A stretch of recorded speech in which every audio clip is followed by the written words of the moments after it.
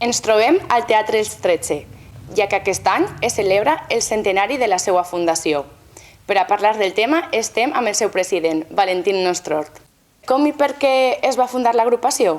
Bueno, pues l'agrupació Els 13 naix perquè resulta que en aquells anys, que eixirà després tot en el que és la història del llibre que estem editant ara pel centenari, resulta que per desavenències que n'hi havia unes persones que estaven vinculades als lluïsos, d'ahir és d'on naix la xispeta que crea eixa llama que després, per això se diu que no hi ha mal que para bien no venga, naixen eixes persones que se van separar uns entre altres i se van decidir el formar entre els 13 el que és avui l'agrupació Coral Els 13. Per això mateixa, si ho observeu, naix com a agrupació Coral Els 13, no teatral. Teatre va vindre després, però que naix en veritat com a agrupació coral d'aixes 13 persones que se van decidir el crear en aquells anys, per bé, el que és avui aquesta societat. En línies generals, quin ha sigut el recorregut del grup en aquests 100 anys? Home, el recorregut dels 13, ja ho he dit, naix com a la coral, però que molt prompte en seguida se van començar a fer representacions teatrals també, no? Mesclat, o sigui, era mixt, o sigui, de coral, com no, musical en aquest cas, perquè està molt vinculat el pare del conegut Rafael Beltrán, que avui a l'auditori està en nom d'ell, diguem.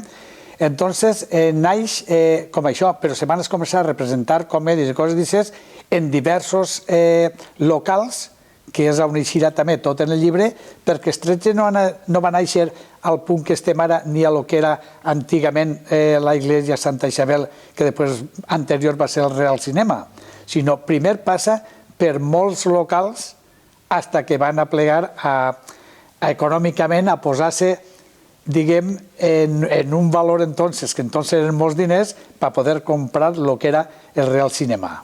Ens pots contar alguna anècdota del grup?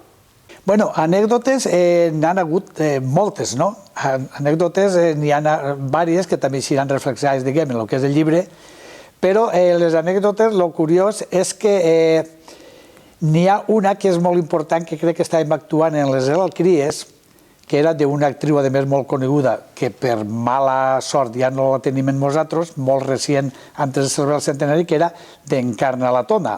Encarna la Tona i un emblemàtic també dels 13, que era Pepín, que resulta que estaven actuant les Alcries, i era una anècdota graciosa perquè a Pepín, conforme estava actuant, entonces ja portava les dents postisses i li van caure les dents postisses actuant. Però el públic possiblement no s'ha de donar massa compte. Quan Encarna la Tona vas començar a riure's i a dir-li, Pepín, t'han caigut les dents. I ell, conforme estava actuant a la seva manera, li va dir, conforme podia anomenar-ho, no s'enterarà ningú, no? No s'ha enterat ningú de que m'han caigut, tu faràs que sabien tots que m'han caigut les dents. Aquesta és una de les anècdotes gracioses, diguem. Quins han sigut els moments més emotius o més importants que ha viscut el grup?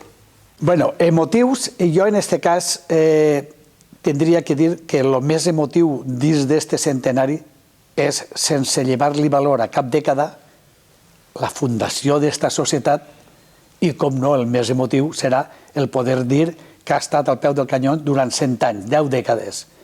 O sigui, durant aquestes dècades, cada grup de teatre que ha estat, cada junta directiva, els socis, per mi, tots han sigut revaloritzats igual. Per què?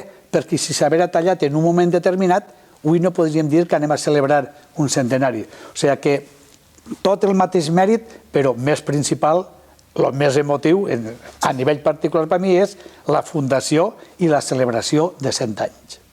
Quins actes hi ha previstos per a celebrar el centenari? Bueno, el centenari estem enfocant-lo, primer principal, en els anys que estem passant dificultats econòmiques, conforme sabeu tots. La idea que portem, el que sí que està programat ja, és el dia 15, que a més coincidís el mateix dia que se va fundar l'associació, en febrer del 2015.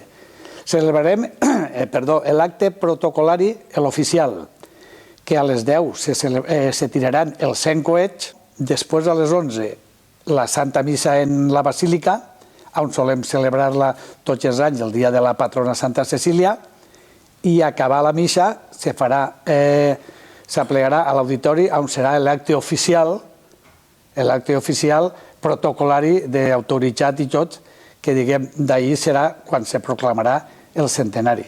Després, a partir d'ahir, ja on anirem tots els socis invitats en acompanyants i autoritats a fer un dinar social que se farà en el Jardí Alascà.